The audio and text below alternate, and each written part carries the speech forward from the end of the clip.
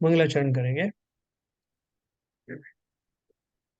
ओम नमः सिद्धेभ्य जय श्री ओम नमः सिद्धेभ्य जय श्री ओम नमः सिद्धेभ्य। मंगलम भगवान वीरो मंगलम गौतमो गणे मंगलम कुंद कुंदाद्यो जैन धर्मोस्तु मंगलम सर्वमंगल मांगल्यम सर्व कल्याण कारकम प्रधानम सर्वधर्माणां जैनम जयतु शासनम जैनम जयतु शासनम जैनम जयतु शासनम। मोक्ष मार्ग प्रकाशक का 7वां अधिकार चल रहा है, जिसमें हम अन्य धर्मों में स्थित जो मिथ्या दृष्टि है उनके बारे में पहले जान चुके, और फिर हम जैन दर्शन के अंदर में विद्यमान जो मिथ्या दृष्टि हैं उनकी बहुत सारी वैरायटीज हैं। उनमें से कुछ वैरायटीज का जिक्र यहाँ पंडित जी ने किया है। तो प्रमुखता से ऐसे ही पाए जाते हैं, इसलिए वो निश्चयभाषी जो कैटेगरी उन्होंने बताई है। आजकल तो ये हमारे सुधा सागर महाराज भी इस कैटेगरी के बारे में रोज प्रवचन में बात कर रहे हैं। निश्चयभाषी का व्यवहाराभासी का स्वरूप बता रहे हैं। और आज तो वो बहुत डंके की चोट पे कह रहे थे कि तुम पुण्य कमाओ। वो पुण्य तुम्हारा सहायक तो हो सकता है, लेकिन वो पुण्य तुम्हें मोक्ष नहीं ले जा सकता। तो उसके लिए तो जो करना है कार्य वही करना है, निश्चय से आत्मा को समझना होगा। बाकी सब साधन तो हो सकते हैं लेकिन साध्य नहीं है। बहुत अच्छे से उन्होंने वो तो 1-1.5 घंटे करीब ये प्रवचन करते हैं। तो अभी वो इस सिद्धांत के ऊपर आ गए हैं। और सबसे बड़ी बात ये कि ये जो कैटेगरीज हैं, ये 3 कैटेगरी जो उन्होंने बताई हैं, निश्चयाभासी, व्यवहाराभासी और उभयाभासी, ये 3 कैटेगरी, और एक चौथी आएगी सम्यक सन्मुख, सम्यक सन्मुख मिथ्या दृष्टि। ये चारों कैटेगरी जो है, इनके नाम, ये परिभाषा सिर्फ इसी आपको बुक में मिलेंगे और कहीं मिलेंगे नहीं। तो वो उन्होंने इन कैटेगरीज का जिक्र किया। वो अभी उनका यही सिद्धांत चल रहा है, कल से परसों से। सुबह प्रवचन कितने बजे आते हैं? आगरा में कर रहे हैं शायद प्रवचन, आगरा में आजकल। कहाँ पर है? आगरा आगरा आगरा। आगरा। हम आगरा से ही कर रहे हो? आगरा से? हरिपर्वत हरिपर्वत में कर रहे हैं। हाँ, हरिपुर। तो अभी वो इसी तो वो जो एक बोलने वाला था एंकर, वो जो टीवी पे भी आते हैं, वो जिनवाणी चैनल किसी पे, तो वो खुद कह रहे थे कि ये हमारा लेवल 2 का जो है अभी कोर्स चल रहा है। तो महाराज जी ने कहा लेवल 1 में तो बहुत दिन रहे, मतलब ये लेवल 2 का जहाँ आत्मा में प्रविष्ट होने का काम चल रहा है, इसलिए वो बहुत अब गहराई से ये बात कह रहे हैं। बोले ये पूजा पाठ अगर हम जो कुछ करते हैं ये तुम्हें मोक्ष नहीं ले जाए। हाँ, इतना कर सकता है कि वो तुम्हारे कवच का काम करेगा। धार्मिक मार्गों में जो जो निमित्तों की आवश्यकता होती है वो सब निमित्त मिल जाते हैं, लेकिन ये डायरेक्टली आपको वहां नहीं ले जाएगा। तो वहां जाने के लिए, जिसके लिए आप सुरक्षा मांग रहे हो कि मैं अपने अभीष्ट स्थान तक सुरक्षित चला जाऊं, तो वो अभीष्ट स्थान क्या है? बाकी सब सुरक्षित तो दे देंगे आपको, लेकिन जाना कहाँ है? तो वो जो मंजिल है वो आपको निश्चय से ही प्राप्त होगी। आज उन्होंने बहुत जोर दे करके बतलाया, और अभी चलेगा उनका ये प्रवचन। सर ये तो थोड़ा जो आपने पहले बता तो दिया था, ये उभयावासी के बारे में थोड़ा एक्सप्लेन कर या- दें। अभी आएगा ना, इसमें तीसरी कैटेगरी में आएगा। अच्छा अच्छा अच्छा। हाँ हाँ, डिटेल में आपको समझाया जाएगा। अभी तो अपन निश्चयभाषी के आनंद ले रहे हैं। आनंद ले रहे हैं। हाँ, उसके बाद व्यवहाराभासी आएगा। ये सारी फैकल्टी हमारे पास ही है। फिर उभयाभासी भी आएगा, और उसके बाद में वो जो जो हम हैं, जो हम कौन है, हम सम्यक सन्मुख मिथ्या दृष्टि दृष्टि।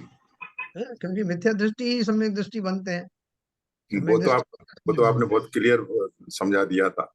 वो तो इम्प्रिंट हो गया, और ये भूल गए उभयावासी।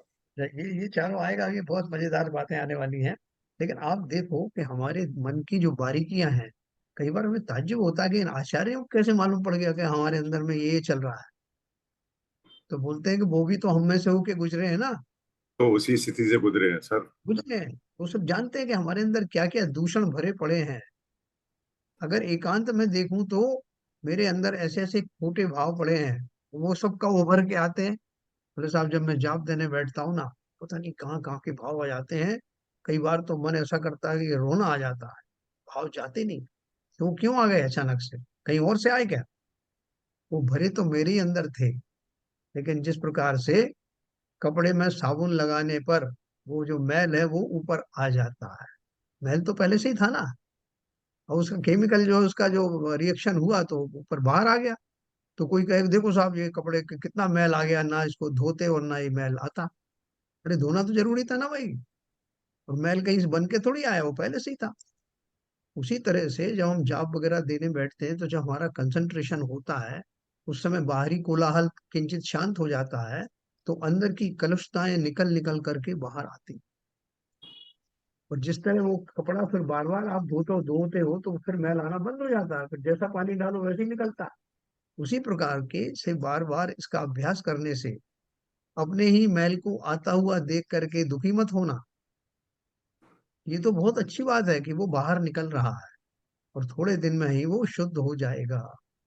तो इसलिए ये जो मनोदशाएं जो आचार्य बता रहे हैं, पंडित जी बता रहे हैं, एक एक हमारे बारीक सूक्ष्म भाव जो हमारे अंदर भरे पड़े हैं, हम ऊपर से कुछ भी कहते रहे, लेकिन हमें दो लोग जानते हैं। एक तो मैं स्वयं भी कई बार नहीं जानने का ढोंग करता हूँ, लेकिन एक तो कोई है जो मुझे, मेरे ढोंगों को भी जानता है और वास्तविक स्थिति भी जानता है। वो कौन है? केवल ज्ञानी। उनसे कुछ बात छुपी नहीं है। इसलिए जब भी कोई पाप करो ये सोचोगे कोई देख नहीं रहा, तो दो लोग तो हमेशा देखते ही हैं। हाँ, एक मैं स्वयं, और एक वो परम पिता केवल ज्ञानी अनंत देव। तो चलिए थोड़ा सा आगे चलते हैं। आज वो निर्विकल्प दशा के ऊपर भी चर्चा होगी, और फिर निर्विकल्प दशा के बाद में फिर अपन अपन वास्तव में सही डायरेक्शन में जा रहे हैं। तो देखो अपन चलते हैं इसमें, मैं आपको शेयर करता हूँ स्क्रीन। देखो उन्होंने एक बात बहुत क्लियर कही कि चिंतन किसका करें। अभी हम तो यही सोच रहे थे साहब, ये कहेंगे पंडित जी के आत्मा का चिंतन करो जो हम पहले से ही जानते हैं, और इधर उधर की बातों का चिंतन मत करो। वो क्या बोल रहे हैं कि चिंतन करना या स्मरण करने से कोई लाभ नुकसान नहीं है, लाभ हानि नहीं है। असल बात यह है कि उन चिंतन से जब मैं राग द्वेष रूप से जुड़ता हूं, तब जो है प्रॉब्लम खड़ी हो। फिर उन्होंने बहुत अच्छा उदाहरण दिया कि केवल ज्ञानी है, समस्त पदार्थों को जानते हैं। कौन सा पदार्थ ऐसा है जो उनके ज्ञान से बचा हो? उनको दिखाई देते हैं प्रत्यक्ष में, हम सबको जान रहे हैं। न केवल समस्त जगत के चर अचर जीवों को जान रहे हैं, बल्कि युगपत उनकी तीनों काल की पर्यायों को जान रहे हैं। कितने जीव हैं, कितने अजीब हैं, कितने पुद्गल परमाणु हैं, कितने स्कंद हैं, कितने नदी हैं, सरोवर हैं, पहाड़ हैं, पेड़ हैं, क्या कुछ नहीं है। उन सबको उनकी पर्यायों सहित, तीन काल की पर्यायों सहित युगपत जानते हैं। अगर जानने से कर्मबंध होते तो उनके तो थोक के भाव में बने होते, फिर तो वो दशा उनके लिए दुख का कारण बन जाती। तो इसलिए उन्होंने उदाहरण दिया कि भैया तुम गलत फहमी में मत रहना कि जानने से कोई नुकसान हो रहा है, फायदा हो रहा है। हाँ, इतना अवश्य है कि अगर तुम जो प्रयोजनभूत वस्तुएं हैं, जैसे प्रयोजनभूत वस्तुएं तो आत्मा के अतिरिक्त बाकी तो कुछ है नहीं, लेकिन फिर भी उनके सहायक, जैसे हम तीन लोक की रचना जानते हैं, कितने द्वीप हैं, कितने समुद्र हैं, हम कहाँ बैठे हैं, हम जम्मू द्वीप में हैं, विदेश क्षेत्र कहाँ है, वहाँ के जीवों की परिणति कैसे होती है, वहाँ काल परिवर्तन कैसे होता है, जीवों के गुण स्थान आदि कैसे होते हैं, जीव कहाँ कहाँ पाए जाते हैं, ये सब समझने में, जानने में, जब कोई पाप और पुण्य है ही नहीं, सिर्फ जानने की बात कर रहे हैं, जब तक कि उनमें कोई राग द्वेष ना हो, तो उनको करने का लाभ क्या है? बहुत सारे लोग ये क्वेश्चन पूछते हैं।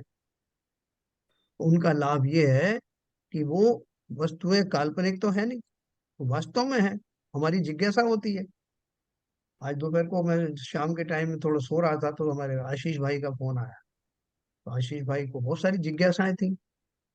तो उसमें जो सबसे बड़ी जिज्ञासा सबको कैसे कैसे होती है कि ये संसार किसने बनाया? जिसने बनाया वो बहुत परफेक्ट बनाया, या कुछ को शिकायत रहती है ऐसा ही क्यों बनाया। तो हमारा जो मूल कंफ्यूजन होता है वो यहाँ से शुरू होता है कि इस सृष्टि को किसने बनाया। क्योंकि हम ये मानने के लिए तैयार ही नहीं कि बिना बनाए अपने आप स्वयं ये सृष्टि बनी होगी। ऐसे हमारे बेसिक जो है क्वेश्चन होते हैं। तो फिर हम जब इस फिलॉसफी को देखें, जाने या ना जाने, सभी जीवों की एक जिज्ञासा अवश्य होती है कि मेरे जो आसपास घटित हो रहा है ऐसा क्यों हो रहा है। कोई मुझसे गरीब क्यों, कोई मुझसे अमीर क्यों है, कोई लूला है, कोई लंगड़ा है, कोई गोरा है, कोई काला है, कोई लंबा है, कोई रोगी है, कोई निरोगी है। ये तो जीवों की बात है। और इतने सारे जो क्रियंच आदि मुझे सामने दिखाई देते हैं। ना सही हमें निगोदिया जीव नहीं दिखाई दे रहे हैं, हमें नरक के जीव दिखाई नहीं दे रहे हैं, हमें देवलोक के देव नहीं दिखाई दे रहे हैं। और जो कुछ दिख रहा है उसको देख करके हमको ये जिज्ञासा तो होती ना, ये सब ऐसे क्यों घटित हो रहा है। वो उसने बहुत कुछ जो है गलत किया था लेकिन उसको फिर भी समृद्धि मिल रही है। ये आदमी बड़ा सरल वृत्ति का है, इसे कुछ नहीं मिल रहा। तो ये सारी जो हमारे प्रश्न जो खड़े होते हैं आसपास की रचनाओं को देख करके, आसपास के वातावरण में उनके आचरणों को, उनके द्वारा प्राप्त हुई स्थितियों को देखकर हम सब जानना चाहते हैं। जिज्ञासा है ये सब क्यों हो रहा है, मैं कौन हूँ, कहाँ खड़ा हुआ हूँ, यही क्यों हूँ, मैं क्यों नहीं विदेश क्षेत्र में हुआ। ऐसे बहुत सारे हमारे जो प्रश्न हैं जिनका समाधान हर व्यक्ति करना चाहता है। तो ये जो जिज्ञासाएं होती हैं, अगर हम बिना किसी राग द्वेष के उनको जान जाएं, मान लीजिए कि हमें राग द्वेष नहीं हो रहा है, वैसे तो होता ही है अभी, बिना राग द्वेष के मैं उन्हें खाली जिज्ञासा के लिए जान पाऊं, ऐसा समय मिल जाए तो बहुत बढ़िया है। जिज्ञासाएं शांत होंगी, नंबर वन। मेरा उपयोग उन वस्तुओं को जानने में लगेगा निरपेक्ष भाव से, तो मेरे कषाय आदि मंद होंगे। कषाय करने का फुर्सत ही नहीं। कहते हैं दूसरों की आलोचना से बचना है तो स्वयं के बारे में सोचना शुरू कर दो, फुर्सत ही नहीं मिलेगी। तो इन जिज्ञासाओं में तीन लोग का जो है कैसे कैसे रचना हुई है, कहाँ कैसा हुआ है, और जिन ग्रंथों को हम प्रामाणिक मानते हैं उनमें से जान रहे हैं ना। तो वस्तुओं को जान जाओगे, अपने आसपास की स्थिति को जान जाओगे, और उस काल में कषायें बंद रहेंगी तो पुण्य का बंध भी होगा। पुण्य का बंध ना भी हो तब भी पाप का बंध से तो किंचित बचेंगे। और जिज्ञासाएं शांत होंगी सो अलग। इसलिए जानने में कोई हर्ज नहीं। केवल ज्ञानी की तरह जान पाए तो बहुत उत्तम है, लेकिन केवल ज्ञानी सदृश ना भी जान पाए, अभी हमें जितना चौक्षम ज्ञान है उतना ही सही, लेकिन उस चौक्षम ज्ञान का उपयोग मैं ऐसी गूढ़ बातों को जानने में लगा दूं। जैसे आज वो बहन जी कह रही थी कि भाई साहब उनको ये जीव कांड भी पढ़ाइए, जो हमारा है ना गोमट कांड का। क्योंकि जीवों की स्थिति कहाँ है, कैसे जीव रहते हैं, कितने प्रकार के कैटेगरी के जीव हैं, और उनको वहां पे कैसे वो गए हैं, वहां से कैसे निकल सकते हैं, ये सब जानेंगे तो हमको बहुत विशेष सूक्ष्म उपयोग करके लगाना पड़ेगा।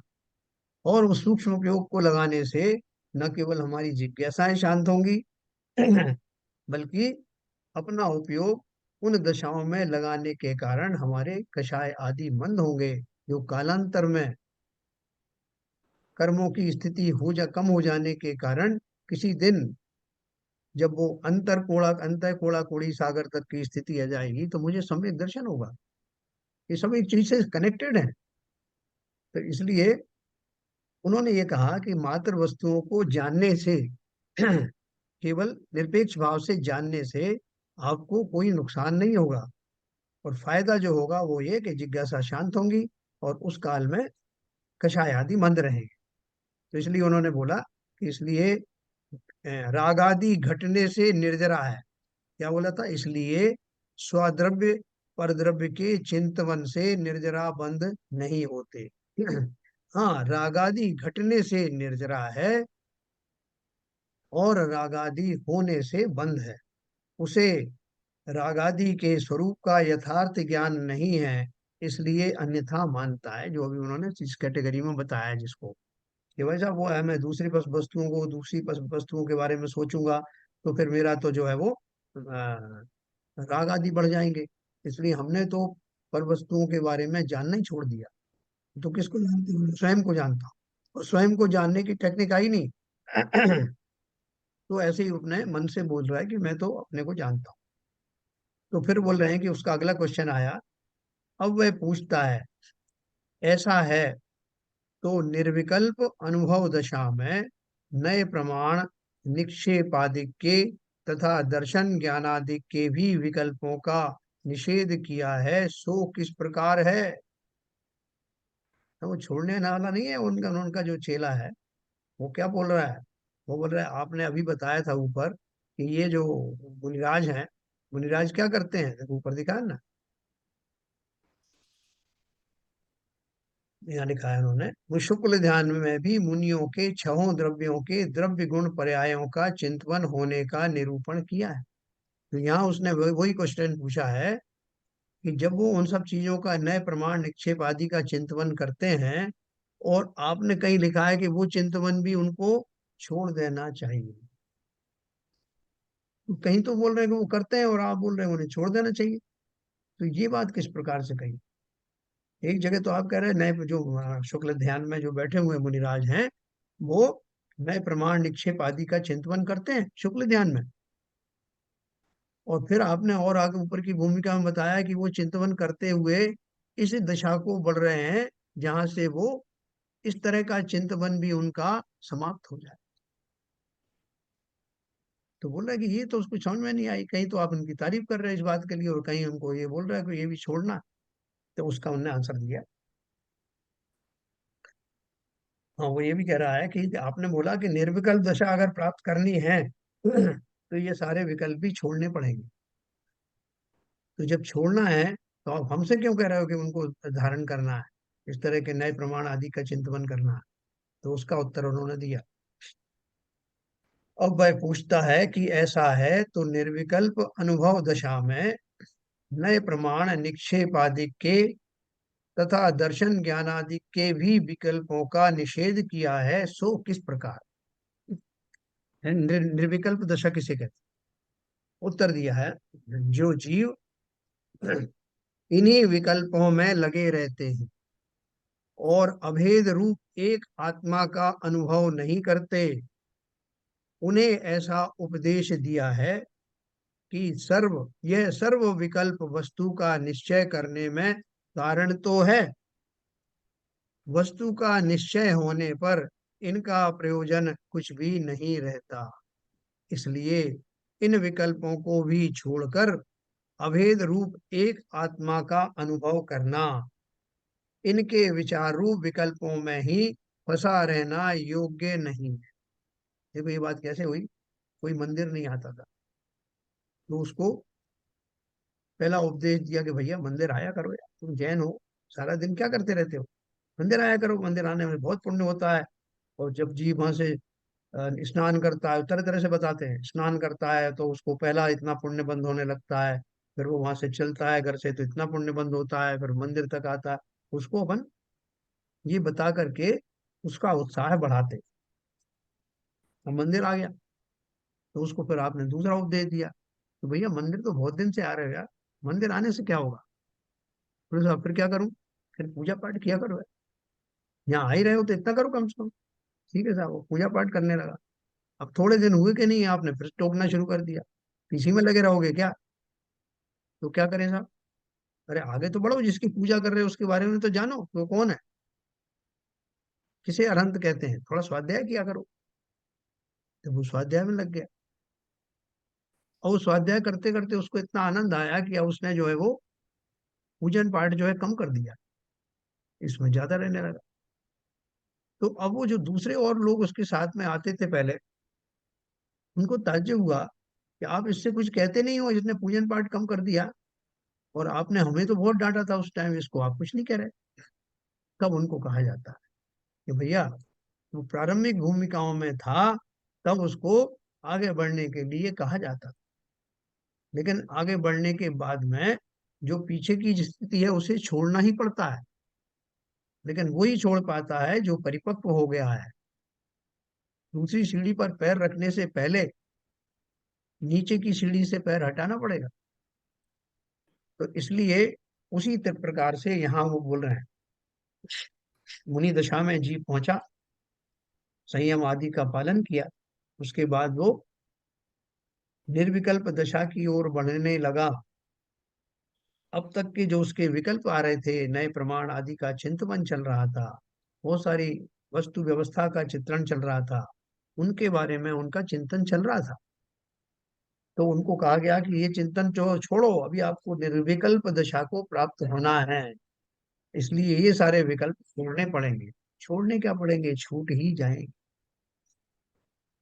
तो वो जो चेला है उसको ये शंका हुई कि आप जो अभी शुक्ल ध्यान की बात कर रहे थे और उसमें ये सब चिंतन आता है, वस्तु कितने नए होते हैं, नए से किस प्रकार जाना जाता है, प्रमाण क्या होते हैं, वस्तु व्यवस्थाएं क्या होती हैं, प्रतिमा आदि को निक्षेप आदि से कैसे मानते हैं, ये सारी चीजों का चिंतन चलता है क्योंकि उनके पास समय भी बहुत है और अभी निर्विकल्प दशा आई नहीं।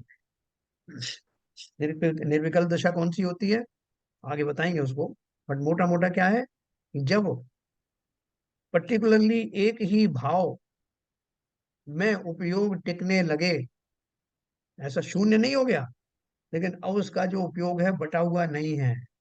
एक ही विकल्प का मतलब एक ही भाव में निरंतर रहने का भाव प्रकट हुआ, उसे निर्विकल्प दशा कहते हैं, जो आगे बताएं। तो उन्होंने क्या बोला, जो जीव इन्हीं विकल्पों में लगे रहते हैं, जैसे जो पूजन पाठ ही करते रहते हैं, तो उनको बताया जाता है कि भैया इसमें कुछ नहीं धरा। जो नहीं कर रहे थे उनको बोल रहे थे पूजन पाठ किया करो, और जो करने लगे उनको आगे बढ़ाने के लिए क्या बोला, पूजन पाठ में कुछ नहीं धरा भैया, आगे बढ़ो। आगे बढ़े तो फिर कहा कि ये विकल्पों में रहोगे क्या, निर्विकल्प दशा को प्राप्त करो।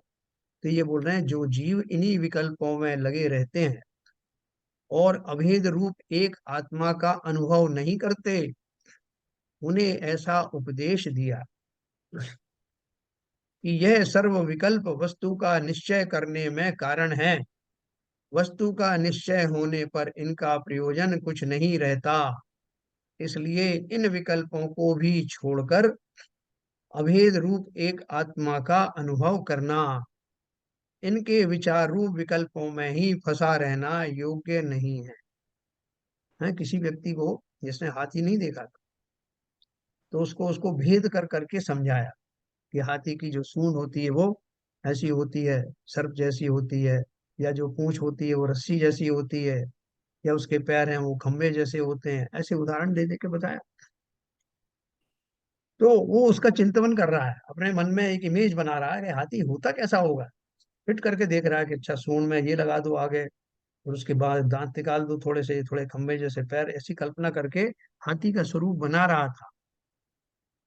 तो लगभग बनने वाला हो गया, इसी बीच किसी ने साक्षात हाथी लाके खड़ा कर, बोला अरे ये क्या है, ये तो जैसा आपने स्वरूप बताया था वैसे ही लग रहा है। अब मैं फिर से देखता हूँ कि हाथी के सूंड होना चाहिए ऐसी, पैर होना चाहिए ऐसे। बोले आप क्या सोच रहे हो, प्रमाण है सामने, है, उसको क्या आप देख रहे हो कल्पनाओं में, प्रत्यक्ष को प्रमाण के अलावा और क्या मानोगे, ये प्रत्यक्ष ही प्रमाण है। तो इसी तरह से वो कह रहे हैं कि जिस समय उस आत्मा का जानने का मुझे निश्चल रूप स्वरूप समझ में आ गया, तो अब मुझे कुछ छोड़ना और धारण करने की आवश्यकता नहीं रही। मेरा सारा उपक्रम तो उसको जानने के लिए ही था ना। जैसे वो हाथी सामने आके खड़ा होगा, वैसे ही आत्मा का स्वरूप मेरे सामने आकर के प्रकट हो गया। तो अब सब विकल्पों की, किसी विकल्प की जरूरत रही नहीं। साहब यहाँ पर एक उदाहरण कार का भी हो सकता है कि जब हम कार शुरू में सीखते हैं तो कार आगे बढ़नी है, हमको गियर पे ध्यान रखना है, लेफ्ट गियर लगाना है, राइट गियर लगाना है, आगे 1 नंबर लगाना है, 2 नंबर लगाना है। और जब पूरा सीख जाते हैं, प्रैक्टिस हो जाता है, तो फिर हम जो कार चलाते हैं तो हमको ध्यान ही नहीं रहता हमको क्या करना है। बिल्कुल सही है, हाँ। बिल्कुल सही है। उसमें निष्णात हो जाते हैं तो ये विकल्प नहीं रहते। जब वो सिखाता तो कहता है आप गियर बदलाओ, अब जो पैर इस पर रखो, अब क्लच दबाओ। फिर जब सीख जाते हैं तो मैकेनिक कहता है, ले जाओ साहब यहाँ से वहां तक गाड़ी ले जाओ। वो आपको एक एक चीज थोड़ी बताता है फिर से, या वो आप फिर से क्लच दबाइए, वो फिर ये करिए वो करिए। बिल्कुल सही कहा आपने। जब वो व्यक्ति ट्रेंड हो जाता है, प्रारंभ में उसको सब भेद पूर्वक बताया जाता है कि ये करो, पहले ये करो, इस पर ध्यान दो, उधर उधर सीधा देखो, सामने देखो।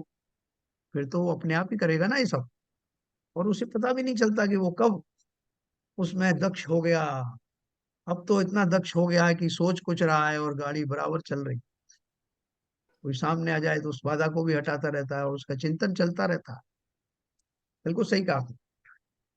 सो जो जीव इन्हीं विकल्पों में लगे रहते हैं और अभेद रूप एक आत्मा का अनुभव नहीं करते, उन्हें ऐसा उपदेश दिया है कि यह सर्व विकल्प वस्तु का निश्चय करने में कारण है, परंतु वस्तु का निश्चय होने पर अब इनका प्रयोजन कुछ नहीं रहा।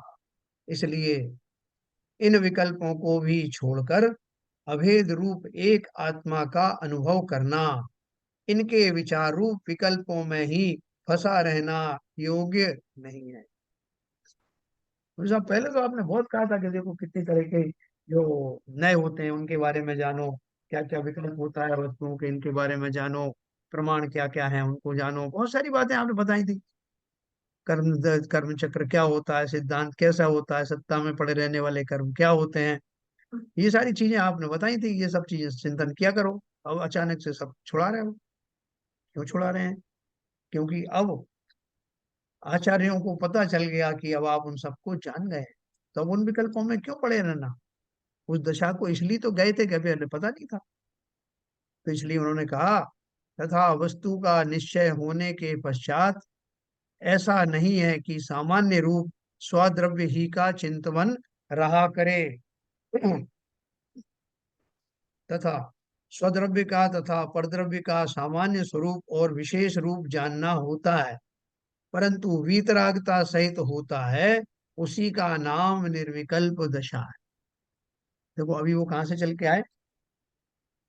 अपन ने जाना कि केवल ज्ञानी समस्त पदार्थों को जानता है, लेकिन किसी तरह का कोई विकार उनको उत्पन्न नहीं होता।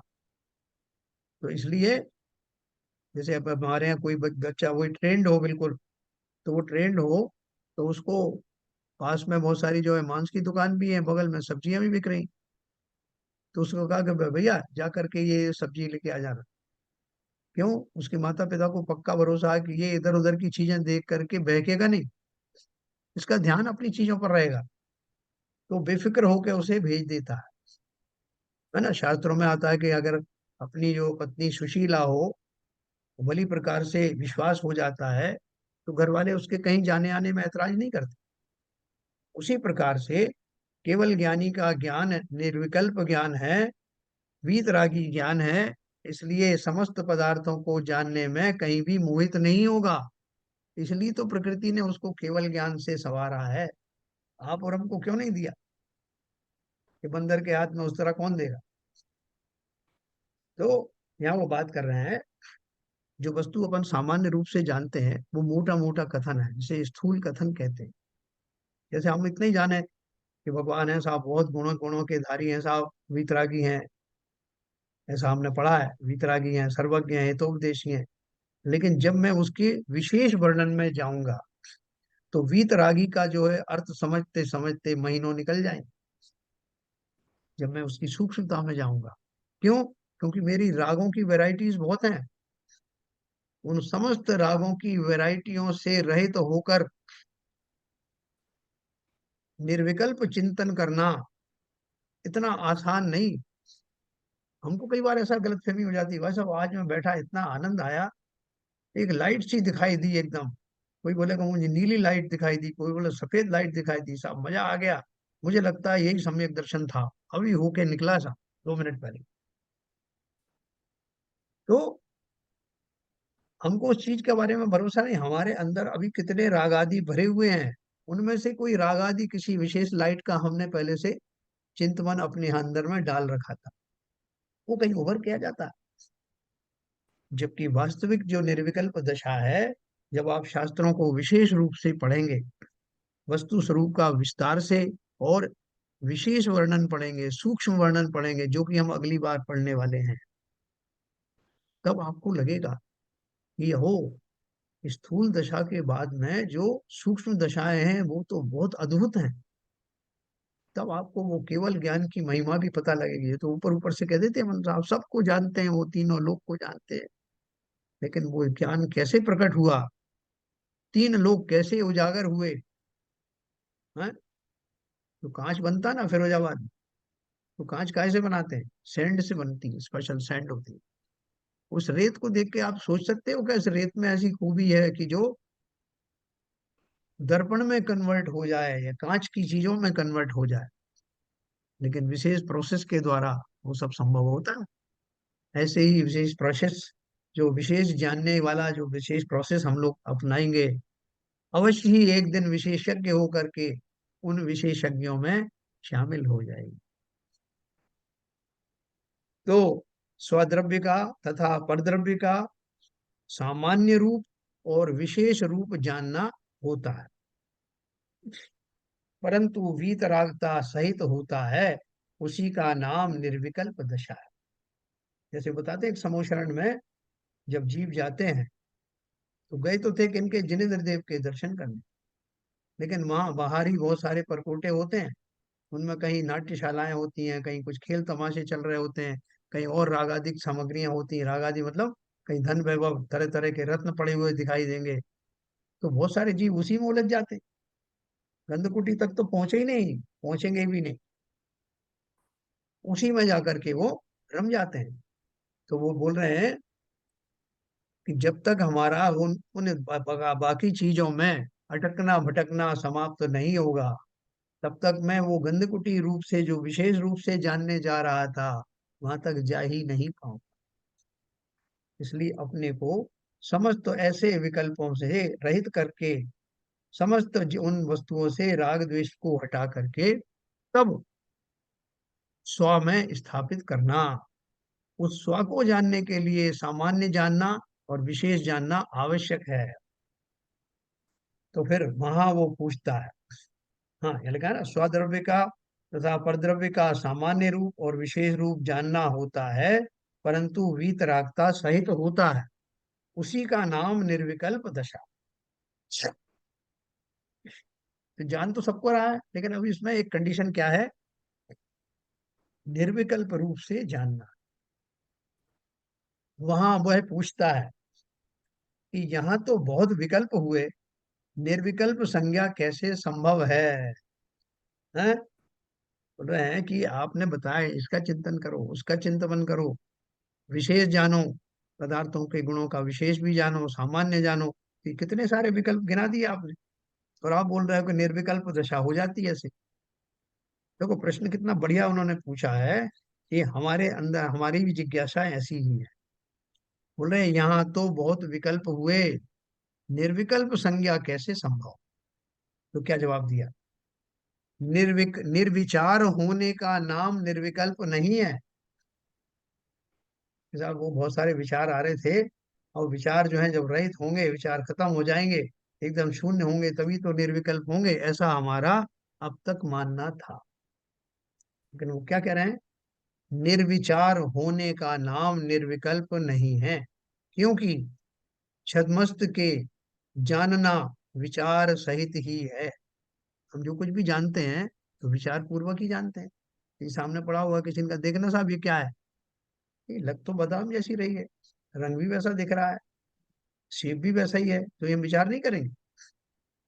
तो बोल रहे हैं कि छद्मस्त यानी केवल ज्ञान से नीचे वाले जितने भी जीव हैं, उनका थोड़ा बहुत कम ज्यादा तो ज्ञान का क्षोभसम हो सकता है, लेकिन वो छद्मस्त ही कहलाएंगे।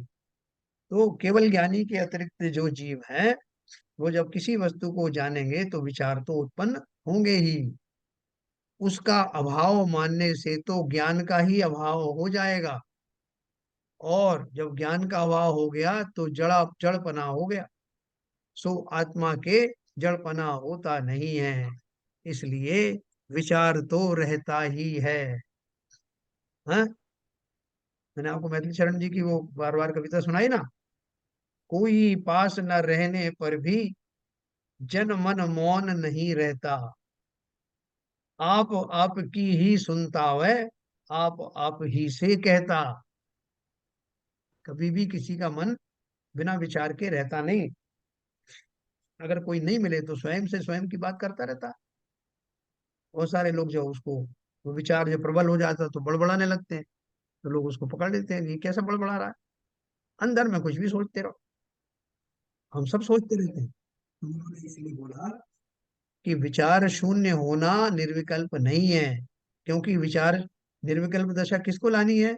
छद्मस्थों को ही तो लानी है, और सारे छद्मस्थ विचार सहित हैं। तो अब निर्विकल्प होने के लिए क्या करना है?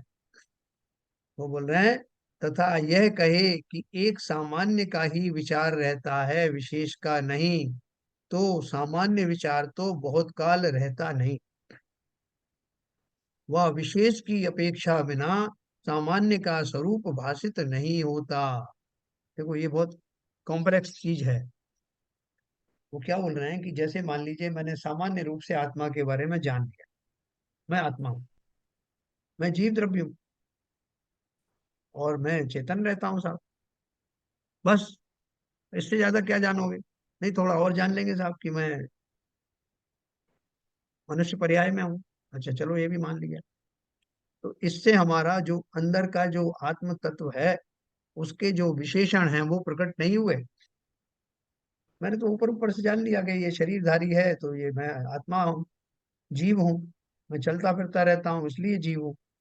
लेकिन जीव के जो बारीकियां हैं, जिसे विशेषताएं कहते हैं, वो विशेष जाने बिना जो मेरा सामान्य कथन है, वो भी सच्चे मायने में मेरे ज्ञान में आता नहीं।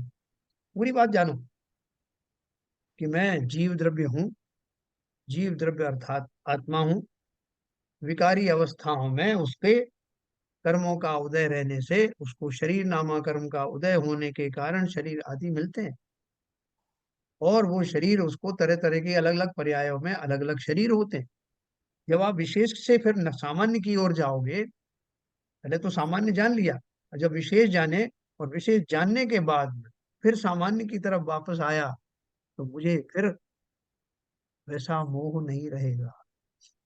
जैसे मैंने जान लिया कि जीव का स्वभाव क्या है और शरीर का स्वभाव क्या है। अभी मेरा शरीर कह रहे थे, पर शरीरों में मैं मुग्ध भी होता था, कितना सुंदर शरीर है इसका।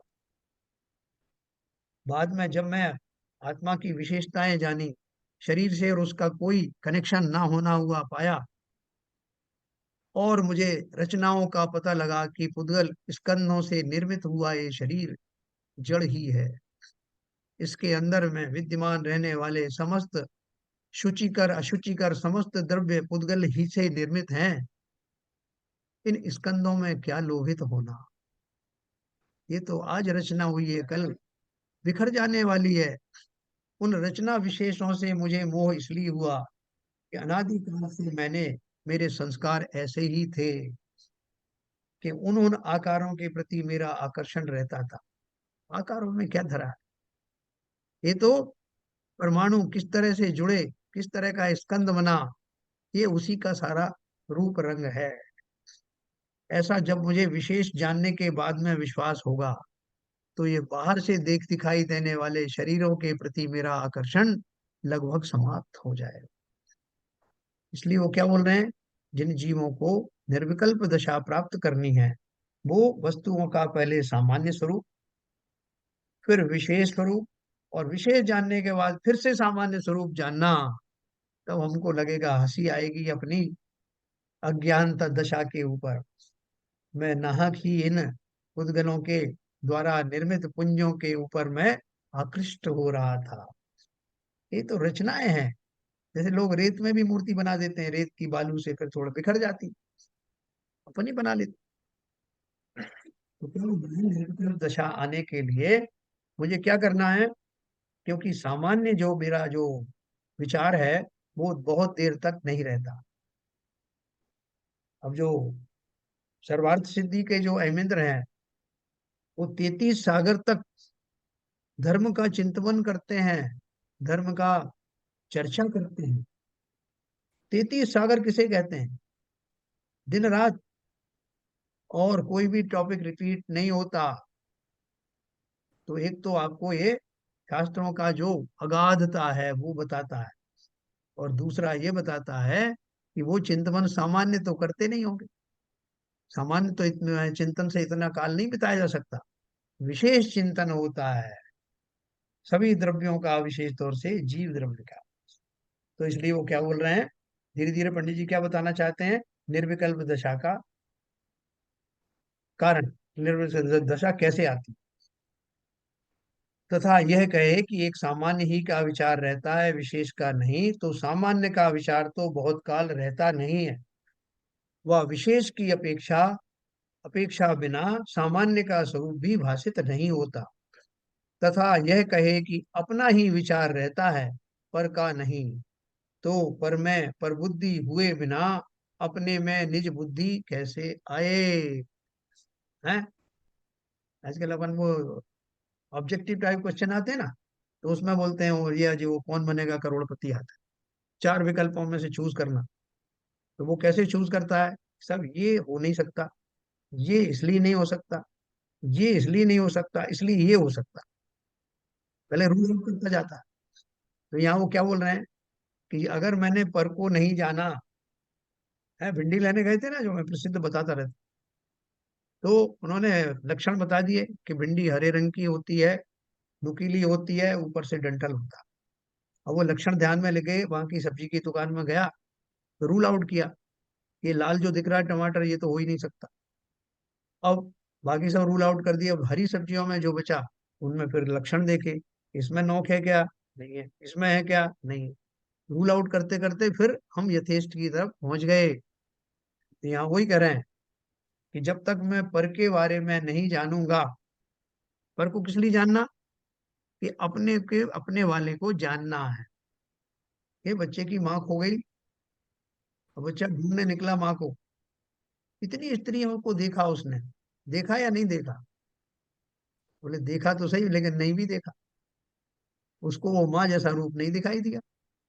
तो सबको नकारता गया, ये मेरी माँ नहीं है, वो मेरी माँ नहीं है, ये नहीं है। उसके बाद में एक जगह उंगली रखी, ये है। तो इसलिए उन्होंने क्या बोला,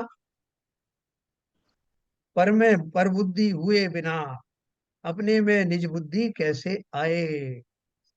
है ना, तो संसार के समस्त पदार्थ मेरे नहीं है, लक्षणों से पहचान सकते।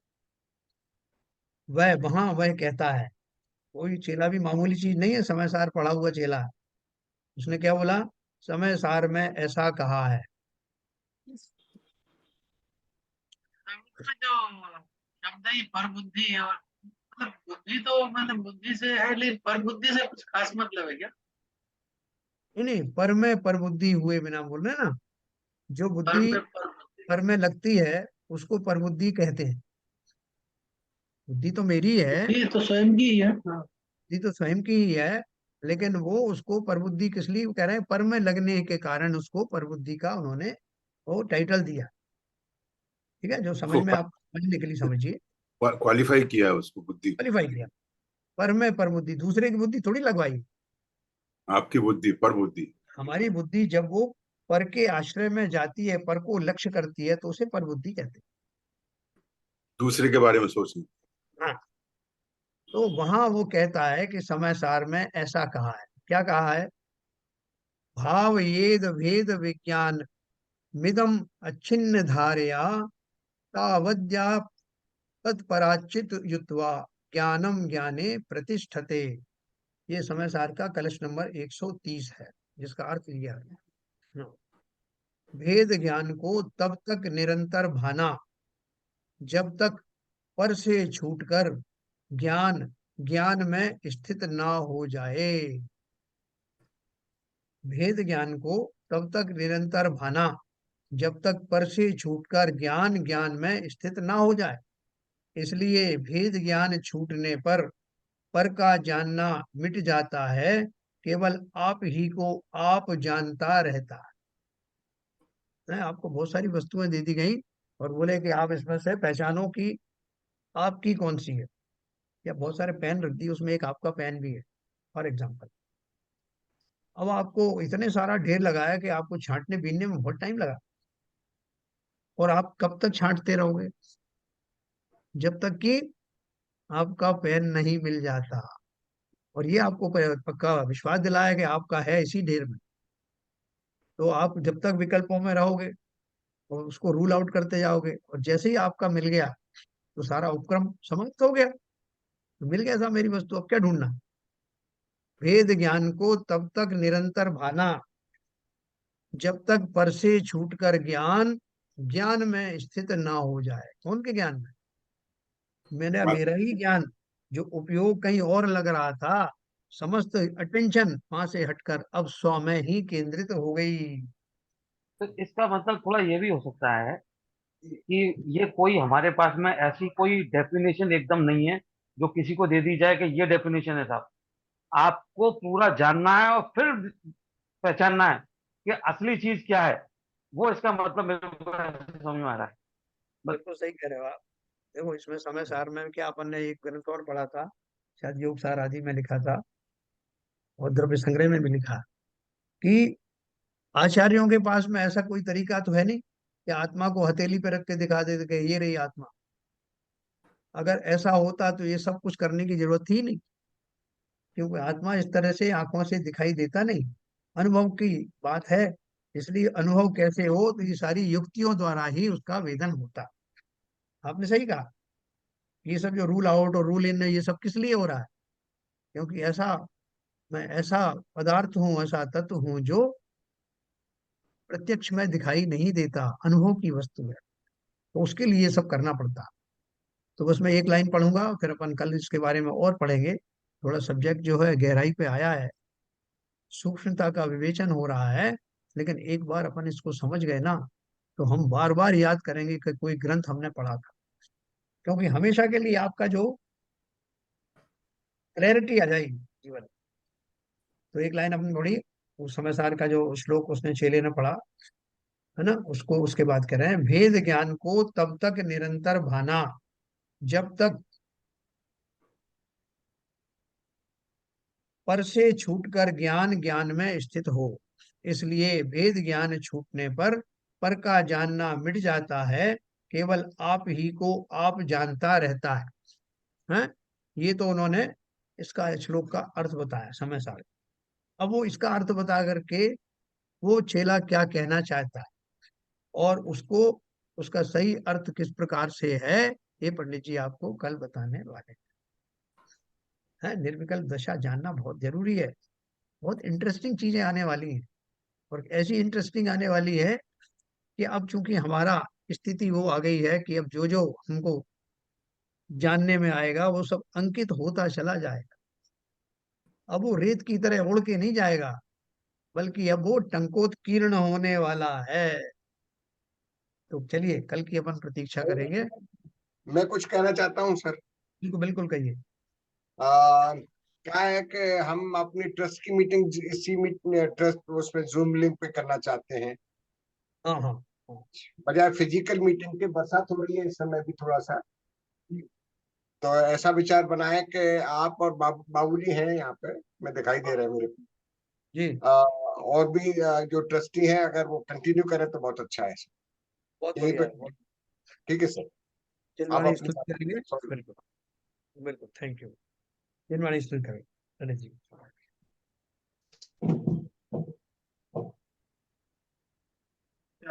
नाश में को ज्ञान के प्रकाश में को अपार भास में को भानु सी बखानी है। क्या द्रव्य जान में को बंध में दीवान छान में को परम प्रमाणी है। अनुभव बताए वे को जीव के जताए सताए वे को भव्य और आनी है। जहाँ तहाँ तार वे को पार के उतार वे इस तार वे को यही जीन वाणी। हे जनवाणी भारती तो है जबूदन रहन जो तेरी शरणा गए सो पावे सुख चैन। या वाणी के ज्ञान से सूझे नो पालो तो वाणी मस्तक धरो सदा देते हैं दो सदा देते हैं दो। जनवाणी माता की जय। ईश्वर। नमो।